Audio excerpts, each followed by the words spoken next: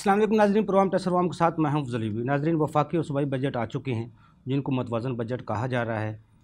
Budget पर हमने पहले भी प्रोग्राम किए हैं, लेकिन हर बार तशनगी रह जाती है क्योंकि बजट एक ऐसा सब्जेक्ट है और उसमें लगाए गए टैक्स कवानीन जिनको समझना और समझाना बहुत मुश्किल काम है।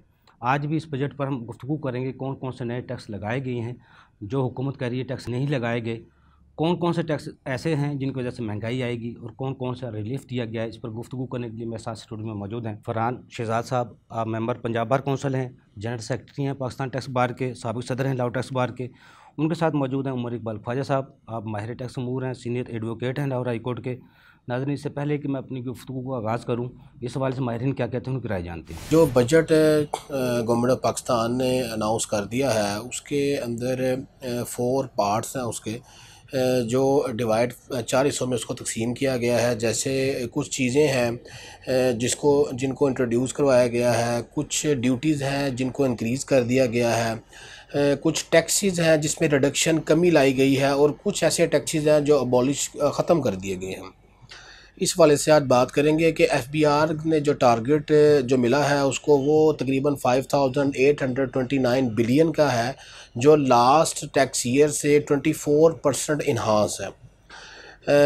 इस बजट में पेंशन भी इन्हांस कर दी गई है, इसमें सैलरी भी 10% इन्हांस कर दी गई है। सेल्फ असेसमेंट स्कीम के हवाले से बात हुई है कि वो उसको भी उसके सिस्टम को अमल में लाया जाएगा। तो मैं ये समझता हूँ कि टैक्सीज़ को कमी करने की बजाय ये कुछ ऐसे प्लानिंग करें कि जिससे चीज़ें बाहर से मंगवाने की बजाय यहीं पैदा हों, यहीं इंस्टॉल हों और यहीं से बने और यहीं सेल हों। इनफैक्ट इनको एक्सपोर्ट को बढ़ाना चाहिए, जैसे इन्होंने एक्सपोर्ट के टैक्सीज़ में ड्यूटीज़ में कमी की है। तो लेकिन जब तक यहाँ मैन्युफैक्चरिंग नहीं होगी, चीज़ें यहाँ बनेगी नहीं, प्लांट मशीनरी नहीं लगेगी, आपकी इंस्टॉलेशन नहीं होगी, तो हम क्या चीज़ एक्सपोर्ट कर सकते हैं? ठीक है, हम फ्रूट्स वेजिटेबल वगैरह तो एक्सपोर्ट कर रहे हैं, ठीक है, लेकिन कोई ऐसी चीज़ जो हम मैन्युफैक्चरिंग यहाँ कर सकें और उसको एक्सपोर्ट कर सकें, तो मैं समझता हूँ फिर ही आपका जो रेवेन्यू है वो बढ़ेगा और आपकी एक्सपोर्ट बढ़ेगी, जिससे आपको आपके मुल्क कौम में जो रेवेन्यू का जो कमी है उसमें इजाफा होगा, जो डेफिसिट है उसको उसमें कमी होगी।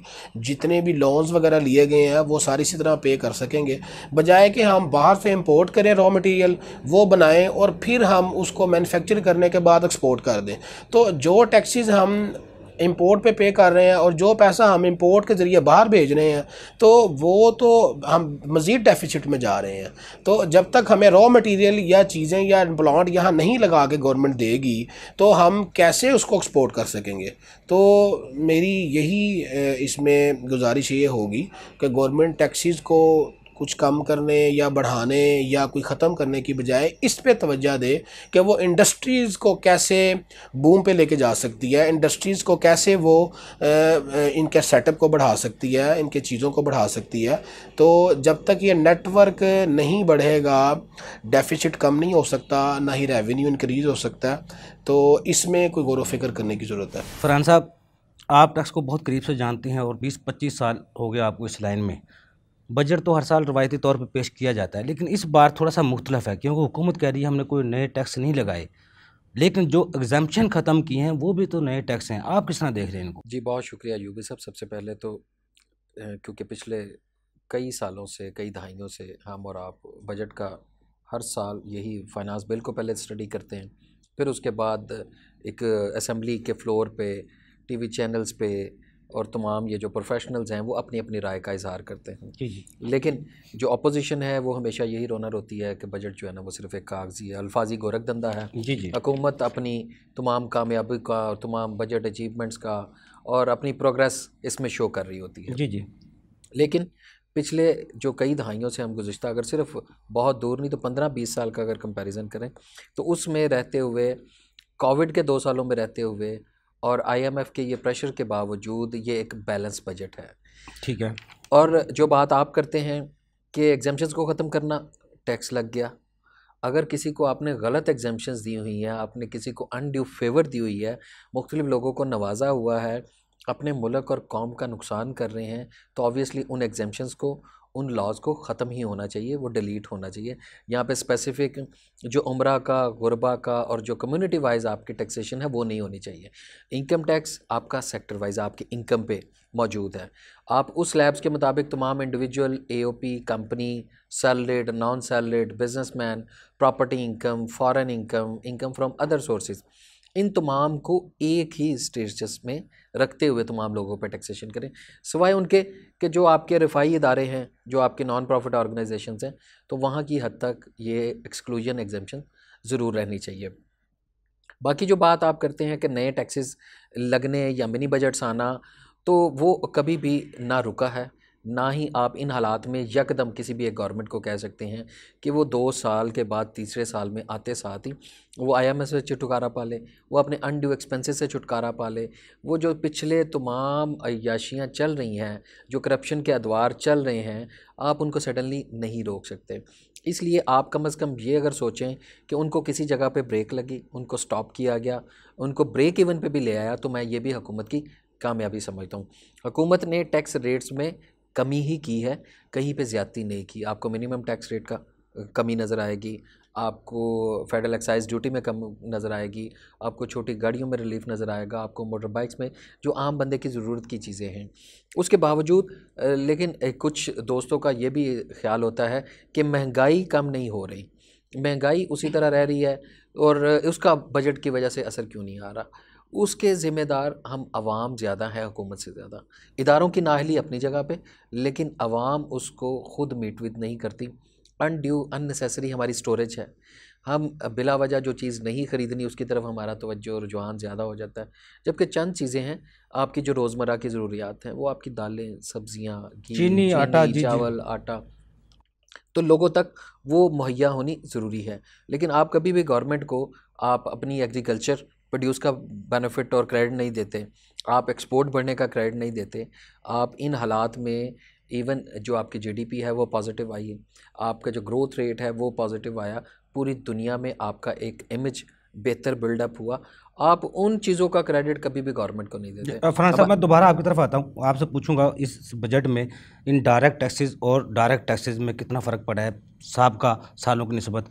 लेकिन मैं उमर इकबाल ख्वाजा साहब से पूछना चाहता हूँ। उमर साहब, जिस तरह फरहान साहब कह रहे हैं सरप्लस में आ गया, 17 साल बाद करंट अकाउंट खसारा सरप्लस में आया, ये कोई अलादीन का चिराग आ गया हुकूमत के पास, क्या वजूहत है, आप क्या समझते हैं? इससे मैं इस 15 साल के बजट्स में ये बेस्ट बजट है। जी जी, इसमें कोई शक नहीं कि इससे बेहतर बजट इन हालात में नहीं है दिया जा सकता। हुकूमत ने तमाम तबकात को रिलीफ दिया है, सैलरीड पर्सनस को दिया है, कारोबारी लोगों को दिया, हर तरह के तबके को इस बजट में रिलीफ दिया गया है। हुकूमत के हाथ में अलादीन का जिन नहीं है, चिराग नहीं है, उसके हाथ में फिस्कल स्पेस आई है। फिस्कल स्पेस से क्या मुराद है, मैं ज़रा आम अल्फाज में समझा भी दूँ कि जब ये गवर्नमेंट टेक ओवर किया, $18 बिलियन का करंट अकाउंट डेफिसिट था। आप किसी किस्म की रियायत किसी को दे ही नहीं सकते थे। हुकूमत ने बड़ी मेहनत की है, hats off to this government. मैं इसका मद्दा हूँ इस चीज़ में कि उन्होंने करंट अकाउंट को 17 साल बाद पहली दफ़ा साल क्लोज़ करेंगे जिसमें $1 बिलियन का सरप्लस होगा। इन चीज़ों से हमें स्पेस मिली है और हुकूमत ने तमाम तबकात को रिलीफ दिया है। आप कोविड का साल है, आपके हमसाया ममालिक में -7% ग्रोथ रेट आ रहा है।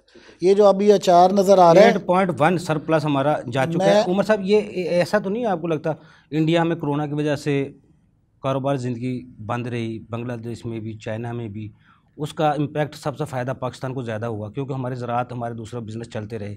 ऐसी बात आप सब कि शायद कोई और रेलेवेंसी, लेकिन एक मैं बात बताऊं, इन जिन मुल्कों का आपने नाम ले, इन्होंने भी कारोबार किसी ने नहीं बंद किया है। चाहे कोरोना में उनकी आवाम काफ़ी फौत हुई है, लेकिन इंडिया ने भी कारोबार कोई नहीं बंद किया। ये जो पाकिस्तान ने अपनी बेहतर मैनेजमेंट और स्ट्रेटजी के साथ इस मरतबा फिस्कल स्पेस बनाई है, इसका तमाम क्रेडिट इस हुकूमत को जाता है। ठीक है, ये बड़ी, ये वही बात है कि हम सिर्फ तनकीद करते हैं। देखें, इस वक्त महंगाई है, अगर आपने गंदम की कीमत 60% रिलीफ दिया है किसान को, जी जी, आप 1400 से 2200 पर लेकर गया, तो वो कनक, अगर वो तो फिर आटा तो फिर महंगा होगा उसके नतीजे में, लेकिन आप 57% आबादी को उसके अंदर रिलीफ दे रहे हैं।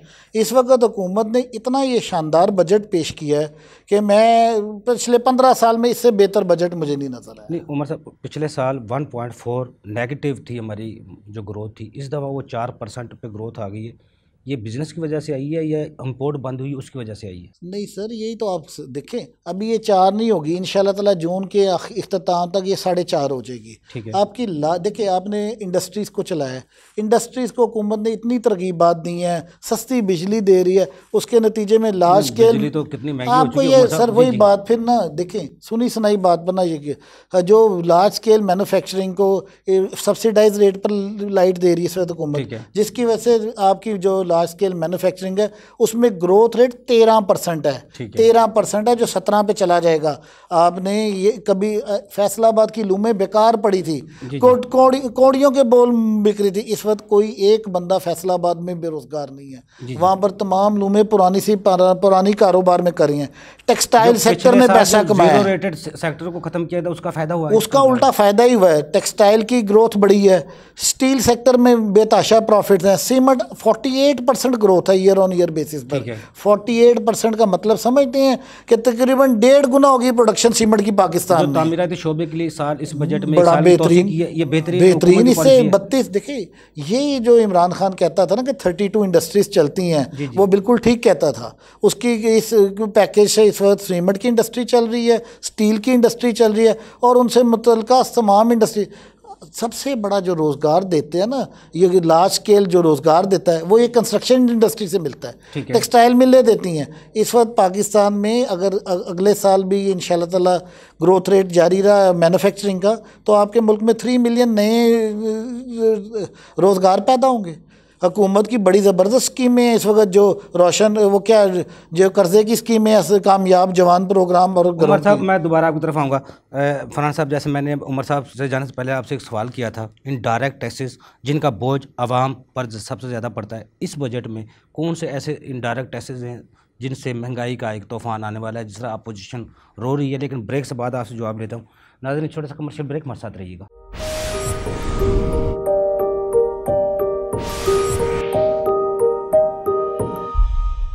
वेलकम बैक नाज़रीन। जी फरहान साहब। यूवी साहब, उससे पहले मैं आपकी इन जो आप उमर साहब से डिस्कस कर रहे थे कि ये आर्टिफिशियल को जीडीपी ग्रोथ नहीं है, ये पर कैपिटा आपकी गवर्नमेंट को कोई ये ज़रूरत हुकूमत नहीं जो है। कह रही है सच कह रही है। ये हुकूमत वो जो महंगाई कह का रही है, पिछले साल 7% तनासब था, महंगाई का इस साल 8% है। ये लेकिन देखने में तो फरहान साहब नहीं लगता। आप अगर इसको इंडिया, बांग्लादेश, श्रीलंका से आप कंपैरिजन कर रहे हैं तो वही बात, कहीं पे कोई प्रोडक्शन नहीं रुकी, कहीं पे कोई बिजनेस नहीं रुका। ये कतई तौर पे कहीं नहीं होता कि आपकी पूरी मशीनरी और इकोनॉमी आपकी स्टॉप हो जाए और उसके बाद आप अचानक से उसको रीस्टार्ट कर ले जाके। ऐसा कोई भी मुल्क दुनिया में मौजूद नहीं तो है। जितना पॉलिसी कह रहे हैं हुकूमत की पॉलिसी पॉजिटिव पॉलिसीज़ गवर्नमेंट की हैं, जिसकी वजह से आपकी एक्सपोर्ट में, आपकी इंपोर्ट में कमी आई। ठीक है। प्लस आपके जो कस्टम स्टेज पे जो तमाम ये ख़राबियाँ थी उनको रोका गया। ठीक है। इससे पहले हर बिजनेसमैन साल में 2 फैक्ट्रियाँ कैसे लगाता था, वहाँ पे टैक्स चोरी करके, उनके अप्रेजर्स के साथ, कस्टम डिपार्टमेंट के साथ मिलके। तो वो जब रिवीजन को रोका गया है, रिवीजन को रोका गया है, वहाँ पे सिस्टम को रेगुलराइज किया गया है, क्योंकि इनकी प्राइम मिनिस्टर की अपनी फैक्ट्रियाँ नहीं हैं, प्राइम मिनिस्टर के अपने बिजनेस नहीं है, इनके अपने मफादात नहीं हैं। जो इनके नीचे भी आपको टीम नज़र आएगी, वो चंद लोग ऐसे ज़रूर हैं। इसमें ख़राबी चंद लोगों की वजह से ज़रूर होती है। आप कहीं पे भी पूरा सिस्टम, पूरी अपनी जो आपकी कैबिनेट है, आप कहीं से भी फरिश्ते नहीं ला सकते, लेकिन उसका सारे का नेगेटिव अल्टीमेटली जाता गवर्नमेंट को है। ठीक है।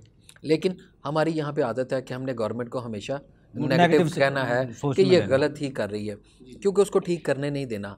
ये सोच रहे हैं अपोजिशन कि अगर ये ठीक कर गया तो इसके बाद हमारा कारोबार बंद हो जाएगा। प्रॉब्लम्स, ये मसाइल वहाँ से चल रहे हैं, इसलिए इनकी पॉजिटिव पॉलिसीज़ को अप्रिशिएट करना चाहिए। मैं इनकी पार्टी को सपोर्ट नहीं कर रहा, बट मैं इनकी पॉलिसीज़ बात करें, बात करते हैं। जी, FBR का मैं आज भी ये कहता हूँ, इदारा गलत है, पॉलिसीज़ गलत हैं, उनके ऑफिसर्स, इनका जो नीचे तमाम मैनेजमेंट है वो गलत है।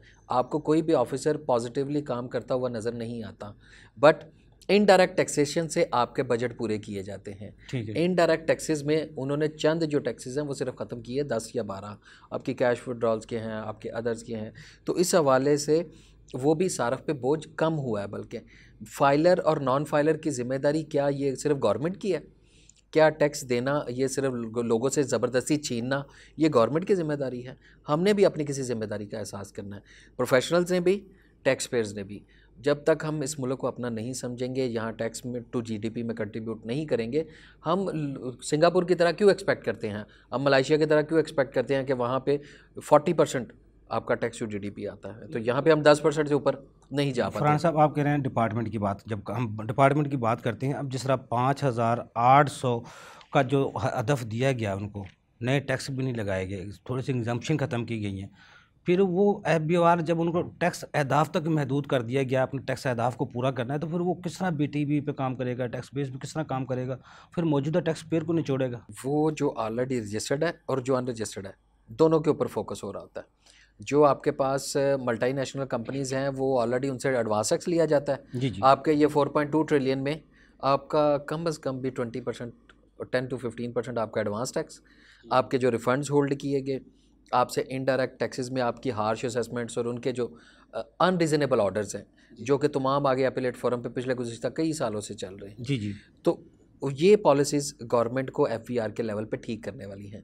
मैल एडमिनिस्ट्रेशन का कोई अप्रोप्रिएट फोरम यहाँ पे मौजूद नहीं है। ठीक है। जो FTO है या आपके कमिश्नर अपील हैं, वो सबॉर्डिनेट हैं आपके FBR के।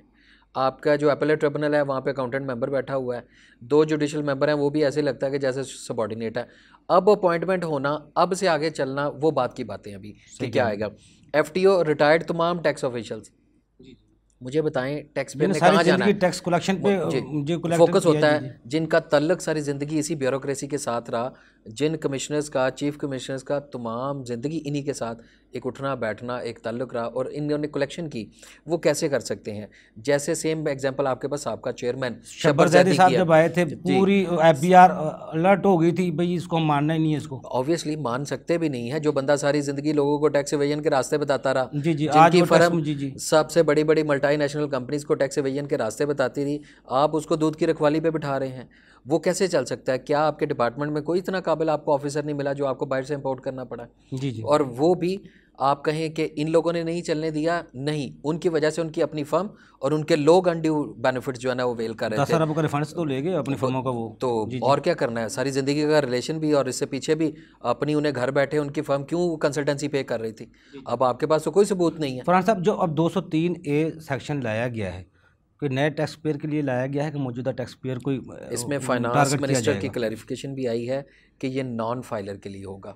नॉन फाइलर को टैक्स पेयर पे इम्प्लीमेंट नहीं होगा इसका। जो फाइलर होगा, जो अपनी जिम्मेदारी पूरी करेगा, जो सीट बेल्ट लगाएगा, जो स्पीड को मॉनिटर करेगा, उसके बाद चालान नहीं होता। ठीक है। जो इसकी वायलेशन करेगा, हमेशा लॉ उसको ही पकड़ता है। ठीक है। तो यहाँ पे भी सेम सूरत हाल है।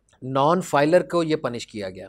नॉन फाइलर के कोई ऐसे अनडिक्लेयर्ड एसेट्स, अनरीजनेबल अनडिक्लेयर्ड आपकी ट्रांजैक्शन सामने आती है डिपार्टमेंट नॉन फाइलर से मुराद फरहान साहब ये वो जो जिसके पास एनटीएन नहीं है वो नॉन फाइलर है? नहीं, जो रिटर्न फाइल नहीं कर रहा, जो अपने डॉक्यूमेंट्स को रिकनसाइल नहीं कर रहा, जो अपने एसेट्स को रिकनसाइल नहीं करके बता सकता कि मेरे पास इतनी ब्लैक मनी कहाँ से आई, उसके ऊपर ये लागू उसको क्यों माफ़ी मिलनी चाहिए? आप क्यों इस चीज़ के हक़ में हैं कि एक बंदा जो लॉ की खिलाफ वर्जी करता है, जो उस पर इम्प्लीमेंट नहीं करना चाहता और पाकिस्तान के सारे बेनिफिट्स वो अवेल कर रहा है, फिर भी वो अपने आप को रेगुलराइज नहीं करता, इसलिए उससे आप उसके खिलाफ केसेस भी होंगे, उसको अरेस्ट भी होगा, उसके खिलाफ FIRs भी होंगी, उससे रिकवरी भी की जाएगी। इस पाकिस्तान से कमाया उसने, वो बाहर से लेकर नहीं आया। आप इससे मुतफिक हैं? अगर ये हथियार नैब की तरह FBR को दे दिया गया है 203A, तो इसका मतलब 29 लाख गोशवारे हैं, तो इस साल में 50 लाख ये मुमकिन होंगे और अहदाफ भी पूरे होंगे इसी हथियार के जरिए। हथियार को आप मिस यूज़ करना ये गलत होगा। ठीक है। आपके पास FIR का इख्तियार पुलिस के पास भी है। क्या क्रिमिनल कोड CRPC इसलिए बनाया गया कि आप हर एक को फांसी पे लगा दें? ठीक है। ऐसा नहीं है। जो गलत करता है FIR उस पे होती है, बेगुनाह भी वहीं से निकलते हैं। जी जी। नैब के पास अगर गलत आए तो नैब ने 400 अरब की रिकवरी भी की है। ठीक है। इसी तरह FBR अगर ये आपकी 4.2 ट्रिलियन रिकवरी कर रहा है तो ये कहाँ से ला रहा है? अपने घर से तो नहीं दे रहे ये तमाम ऑफिसर्स। आपके जो लाहौर, कराची, फैसलाबाद, मुल्तान के अलावा बाकी सारे RTOs डेफिसिट में हैं, जिनके एम्प्लॉइज़ अपना एक्सपेंस अपने RTO का पूरा नहीं कर पाते। तो इसी तरह अगर FBR के लोग मुलाजमीन कल इसको मिसयूज़ करेंगे तो ये गलत होगा, ये बिजनेसमैन के साथ ज़्यादती होगी। अदरवाइज़ आपका इंटेलिजेंस का डिपार्टमेंट अब अलहदा है, बेनामी ट्रांजैक्शन का आपका अलहदा है, AOUI का अलहदा है, आपका विदहोल्डिंग अलहदा है, आपका कमिश्नर अपील, आपका अपीलेट ट्रिब्यूनल, आपका ऑडिट अलहदा है, आपकी इन्फोर्समेंट अलहदा है। कितनी जगहों पे हमने जाना है, प्रोविंशियल इसके अलावा डिपार्टमेंट्स हैं, सोशल सिक्योरिटी, लेबर, वेलफेयर। आप हमें एक नेशनल टैक्स एजेंसी दे दें जहाँ पे आपके ये 70 डिपार्टमेंट एक जगह पे काम कर रहे हों। इधर से हम FVR से निकलते हैं तो हमें प्रोविंशियल वाले पकड़ लेते हैं, प्रोविंशियल से निकलें तो बिजनेसमैन को वो आपके जो लोकल रजिस्ट्रेशन किया है, आपके वर्कर वेलफेयर फ़ंड के आ जाते हैं, सोशल सिक्योरिटी के, लेबर्स के। ये तमाम इदारों में क्या बिजनेसमैन की ये जिम्मेदारी है कि वो सुबह से शुरू हो रजिस्ट्रेशन, नोटिसेस और इन तमाम चीज़ों को भुगतता रहे? ये दुनिया में कहीं इस तरह नहीं होता। दुनिया में लोगों ने बिजनेसमैन पे एतमाद बनाया, उनकी गवर्नमेंट्स ने, कि आप यहाँ पे 40% टैक्स दें, 30% दें, 20% दें, तो इसके बाद आपको कोई और डिपार्टमेंट आके तंग नहीं करेगा, हम आपको वो फैसिलिटीज़ देंगे।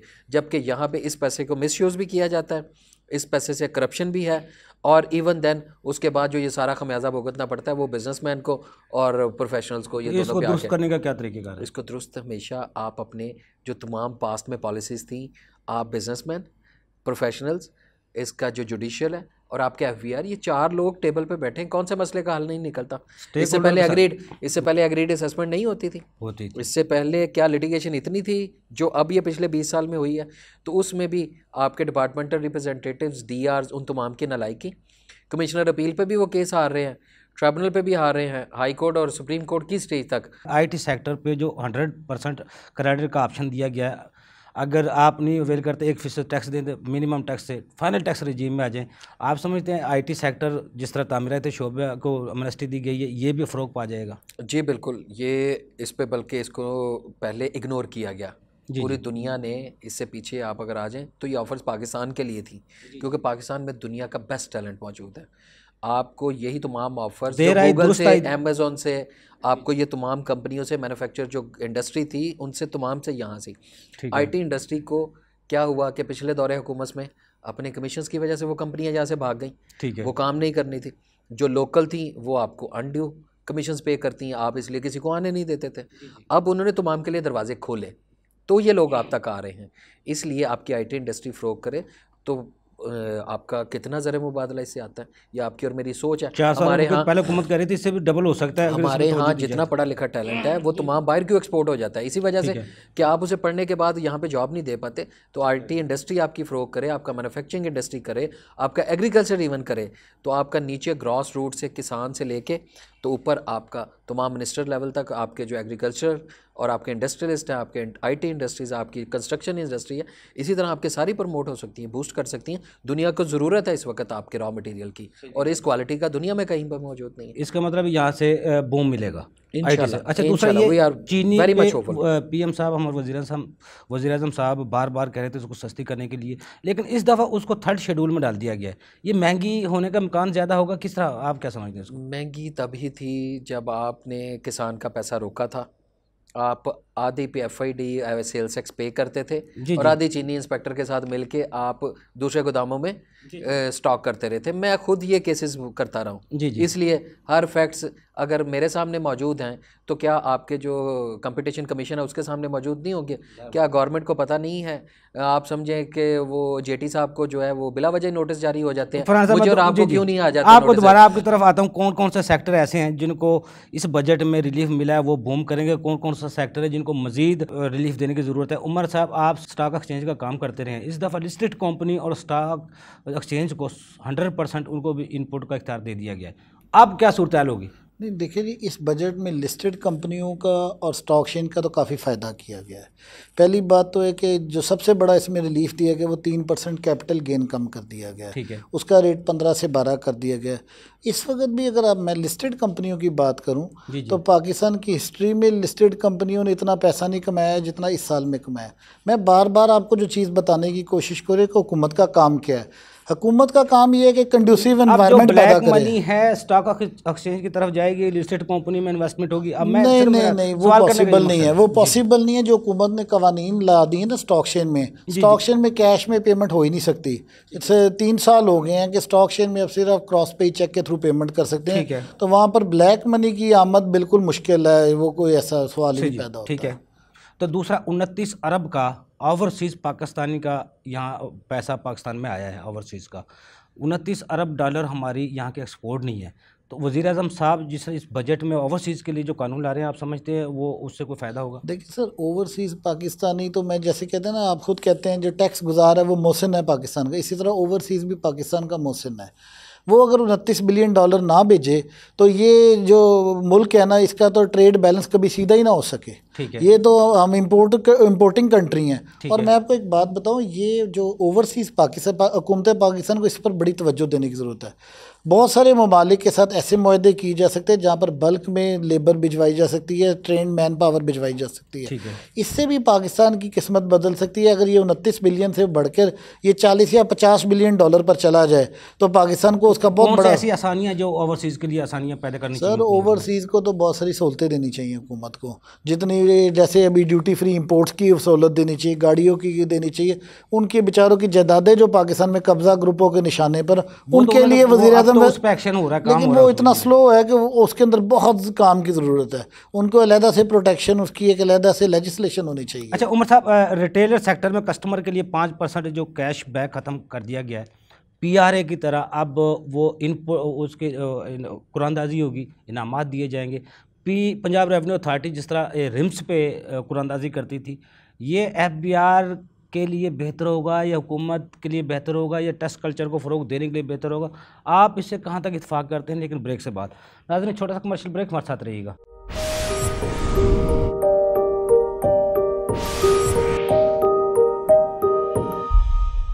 वेलकम बैक नाज़रीन। जी उमर साहब, देखिए, आपका जो सवाल है वो एक नया सिस्टम है, इसको POS कहते हैं, पॉइंट ऑफ सेल के ऊपर। ठीक है। हुकूमत उससे बड़ी पुरुमीद है। ठीक है। हुकूमत का ख्याल है कि सेल्स टैक्स बहुत बड़ी तादाद में चोरी हो रहा है, जो आप कभी भी कह रहे हैं ना कि हुकूमत ये 5800 अरब का बजट कैसे, उनका ख्याल है कि हम पॉइंट ऑफ सेल पर जो हमने लाए, इससे हमें कई 100 अरब रुपए का एक्स्ट्रा रेवेन्यू मिलेगा। ठीक है। इसी के लिए वो दे रहे हैं, इंसेंटिव के रसीद दें और कुरानदाजी में शामिल और इनामात भी दें। ये तो बड़ा ज़रूरी है। लेकिन अभी भी मैं ये कहूँगा कि सिंगल डिजिट में कर जैसे PRA ने ये कामयाब तजर्बा कर लिया है। जैसे उन्होंने कई सेक्टर्स के ऊपर ना 5% रेट किया है जिसमें इनपुट नहीं मिलेगा, जैसे रेस्टोरेंट्स, उसके अंदर उनकी कलेक्शन भी बहुत बढ़ गई है और उनको मसाइल रिफंड के भी ख़त्म हो गए। ये फेडरल गवर्नमेंट को भी इस तरफ आना चाहिए। बाकी एक मैं बात बताऊँ, इस मरतबा हुकूमत ने 4800 अरब रुपया तकरीबन टैक्स कलेक्शन की है, जो पाकिस्तान की हिस्ट्री में कभी पहली नहीं बार हुआ है। और ये 20% इंक्रीज़ है। ये एक बात ज़हन में रखें, 20% इंक्रीज़ है। अभी जो आगे वाला है ना उमर साहब, दूसरी तरफ हम देखें, पंजाब रेवेन्यू अथॉरिटी को 125 अरब का टारगेट दिया गया था। उन्होंने 20 सर्विसेज पर 16% से टैक्स 5% किए थे, तो उन्होंने वो 125 अरब रुपया 10 माह में पूरा कर लिया। उसको रिवाइज किया गया। अगर यही तजर्बा FBR में किया जाता यही तो सर मैं गुजारिश कर रहा हूँ कि ये सिंगल डिजिट में लाके ये रिफंड का फसाद का निज़ाम ख़त्म करें। ये इसको ख़त्म कर दे, फसाद के निज़ाम को। इनपुट की होनी नहीं चाहिए। सिंगल स्टेज पर हर एक अपना देता जाए 5 या 7%। आप देखिए, आपका ये सेल्स टैक्स ही 8000 अरब हो जाएगा।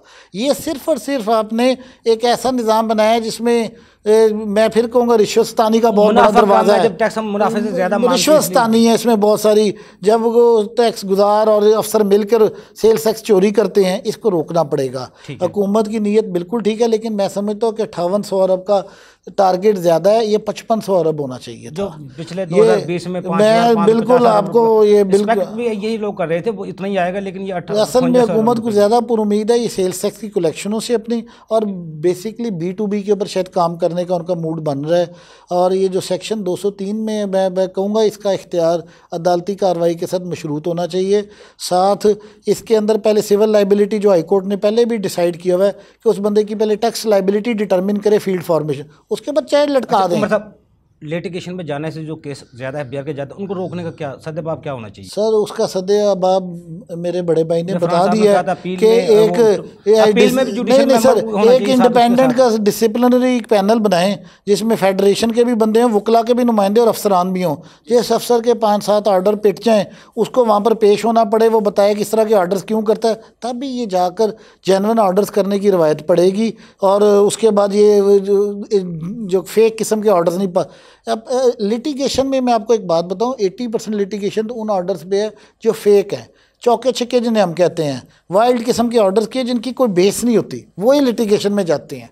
ये याद रखिएगा, ये हर एक ऑर्डर नहीं लिटिगेशन में चला जाता। मैं इस साल मतलब मैं एक लाहौर की बड़ी मशहूर बेकरी है, उसको 5 साल के अंदर सेल्स टैक्स और इनकम टैक्स मिला के 10 बिलियन की डिमांड रेज कर दी गई।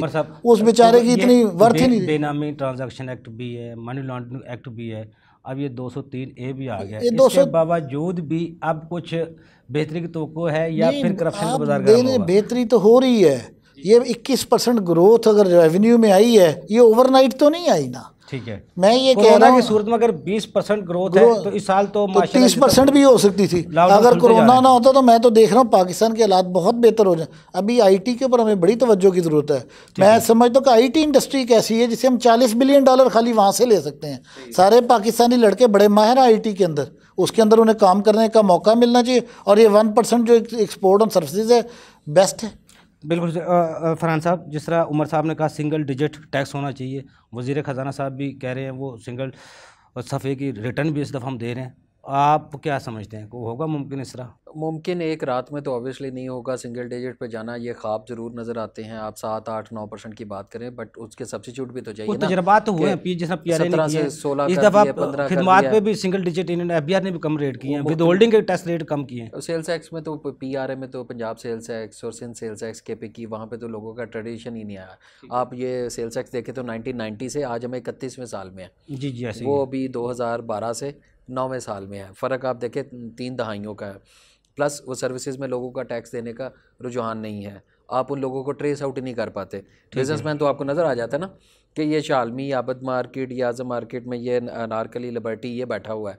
बट सर्विसेज में आप कहाँ से ढूंढेंगे? एक दूर दराज किसी कमरे में बैठ के वो आईटी सर्विसेज को कर रहा है, एक्सपोर्ट सर्विसेज को कर रहा है, क्लियरिंग एजेंट कर रहा है, अदरवाइज़ वो तमाम जो है ना वो कोल्ड स्टोरेज है, सो एंड सो है। तो लेकिन वो लोग नज़र नहीं आते, वो उनके वहाँ तक ट्रेस आउट ही नहीं है। इसलिए उनने ये रिस्क लिया कि पहले 16% नहीं होता था, 15 नहीं 14, 13 से 13 तक गया हुआ आपके अगले में।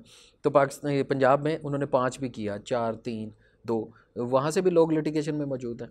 लेकिन इसी तरह जो सेल्स टैक्स आपका मेन इनडायरेक्ट टैक्सेस है, वो आपके 17 से 16, 15, 14 ये प्रोपोर्शनली नीचे आते टाइम लगेगा। लेकिन हमें भी उसकी आदत डालनी होगी। हमारे बिजनेसमैन अपनी इनवाइसेस में टैक्स डाल लेते हैं, कलेक्शन कर लेते हैं, आगे जमा नहीं हो रहा।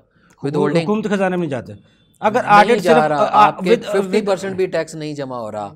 आपका इनडायरेक्ट टैक्सेस, आपका विद होल्डिंग, आपका 50% भी जमा नहीं हो रहा। इवन मल्टी नेशनल कंपनीज जो हैं वो विद होल्डिंग उनका प्रॉफिट है, तो फिर तो उनके लिए तो वो सोने के अंडे हैं, गोल्डन है, जी, एक्स उनको तो मिल रहा है। तमाम जितने ऑडिट वैसे ख़त्म करके सिर्फ विद होल्डिंग कोई सामने रखा जाए, एजेंट्स को उनके ऑडिट कर लिए जाएं तो वो सारे वो वैसे ही मामला सीधा सर हो इसको सिर्फ कंप्यूटराइज्ड और आपका रिकनसाइल कर लिया जाए कि किस बंदे का कितना टैक्स जमा हुआ है, उसी वक्त उसके सिस्टम में रिफ्लेक्ट हो रहा हो। बट अभी तक ये चीज़ें वो लेके आए हैं ITMS पे मालूमात पे, बट वो इनकम्प्लीट है। आपका जो लैंड रिकॉर्ड है वो नहीं है, आपकी जो इनडायरेक्ट तमाम टैक्सेशन है वो अभी ऑन रिकॉर्ड नहीं आ रही। आपकी 236C के, आपके 236 आए, आपके बच्चों की एजुकेशनल फ़ीस, लेकिन आपके जो फॉरेन ट्रेवल्स हैं, ट्रिप्स हैं, आपकी जितनी भी होल्डिंग है वो सारी ऑन रिकॉर्ड नहीं आ रही, क्योंकि कंपनियां कर रही हैं, जमा नहीं करवा रही। ये मैकेनिज़्म उनके पास नहीं आ रहा, क्योंकि लोग अवॉइड करते हैं अपनी रिटर्न फाइल करने से, तो वो उनके पास जितना भी जा रहा है तो वो उनकी। फरहान साहब, एक बजट में आम परसेप्शन है ये अशराफिया का बजट है, आम बंदे का बजट नहीं है। जिस तरह छोटी गाड़ियों पर हुकूमत ने रिलीफ भी दिया है, लेकिन आवाम जो कहती है वो कहती है ये आम बंदे को गाड़ी नहीं ले सकता, वो तो बाइक खरीद सकता है। बाइक जो नहीं खरीद सकता उनका क्या गुनाह है, उनको किस तरह रिलीफ मिलना चाहिए? तो आप इससे कहाँ तक इत्तेफाक करते हैं? किया करें, हम पिछले 2 दहाइयों में वैगनों से, पैदल से, हम मोटरसाइकिल पे और गाड़ी पे आ गए हैं।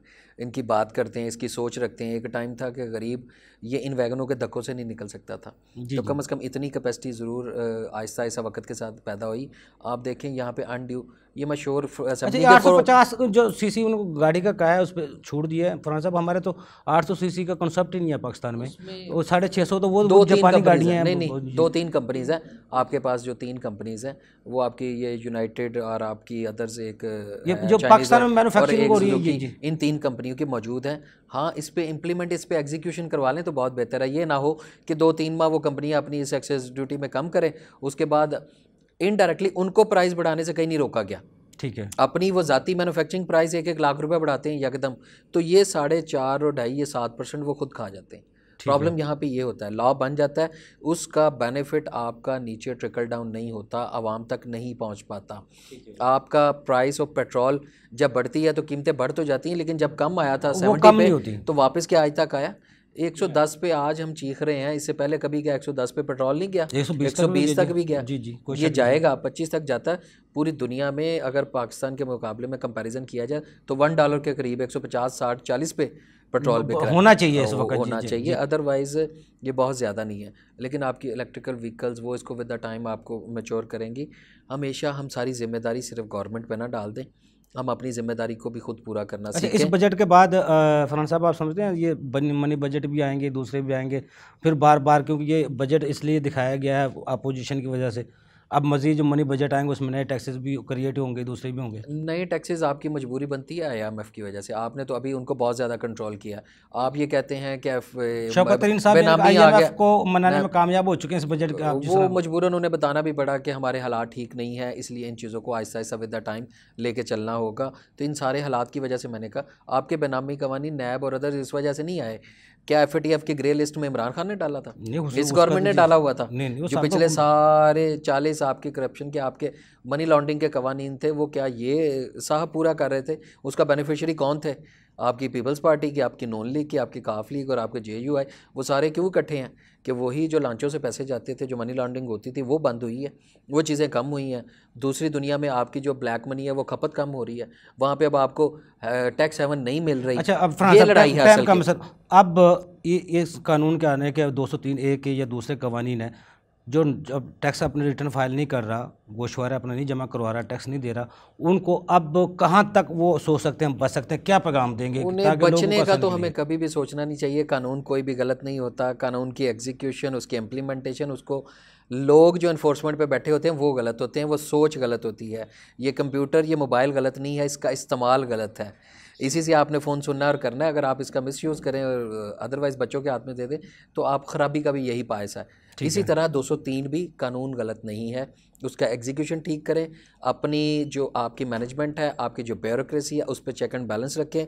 तो मेरे नहीं ख्याल में इससे बेहतर कोई भी कवानीन हो। SCCP का इदारा आपके सामने है, तो वहाँ पे पॉजिटिव आवाम को खुश होना चाहिए। जो बजट है ये वाकई मतवाजन बजट है। जाहिर है आपको चोर को क्यों ये अच्छा लगेगा बजट, जो सही काम करने वाला, जो to the point of the record, on the record, books के मुताबिक चलने वाला, जो रिटर्न फाइल करता है, वेल स्टेटमेंट करता है, उसके मुताबिक ये बजट बैलेंस है, वो तो खुश होगा कि मेरे पे नए टैक्सेस नहीं लगे, मुझे छूट दी गई। जो नॉन फाइलर है, जो टैक्स चोरी कर रहा है, जो अपने आप को टैक्स नेट में नहीं लेके आता, जो आइंदा भी यही जेन में है कि मैंने टैक्स एवेजन कहाँ से करनी है, मुझे किसी तरीके से मिल जाए, तो वो उसके लिए तो ये बजट हमेशा वही गोरखधंधा ही रहेगा। उमर साहब 1 मिनट है, इसलिए सोच को बेहतर करना जरूरी है। 1 मिनट है, 1.5 मिनट, क्या तजवीज़ हैं ताकि आइंदा जो अहदाफ भी पूरे हों और जो नॉन फाइलर है वो भी टैक्स नेट में आ सके? देखिए, हुकूमत की सिमत बेहतर है, दुरुस्त है, लेकिन मेरी वज़ीर ख़जाना साहब खुद कहते हैं कि हमने हरासमेंट बंद करनी है। तो एक तो ये जो इनकम टैक्स रिटर्न बहुत कॉम्प्लेक्स है, हम बार बार कहते हैं कि इसका फॉर्मेट बेहतर करें। इवन इस बजट में तो ये वो जो सेक्शन 44(4) की एक रिकन्सलेशन है, जो डिडक्शंस की, वो भी साथ कंपलसरी कर रहे हैं। मेरा ख्याल है कि इसको कंपलसरी ना करें, ये डुप्लीकेशन लोगों पर डबल बोझ ना दें। जी जी, 161 की अलहदा चल रही, 165 की स्टेटमेंट हम अलहदा फाइल करते हैं, ये रिटर्न में इतनी कॉम्प्लिकेट, इसको सिंपल करें। उमर साहब थोड़ा सा टाइम कम है। ये ऑडिट को थर्ड पार्टी से करवाने का एक ऐलान किया गया था, लेकिन फिर वापस ले लिया गया है।